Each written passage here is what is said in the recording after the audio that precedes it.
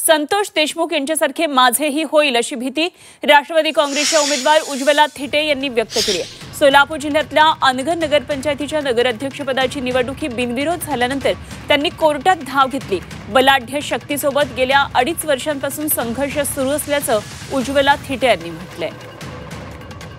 तर माझा पत्ता कट करणं हा त्यांच्या हाताचा मळ आहे असं थिटे यांचं म्हणणं आहे। संतोष देशमुख यांच्यासारखाच माझं सुद्धा होईल अशी भीती त्यांनी व्यक्त केली आहे।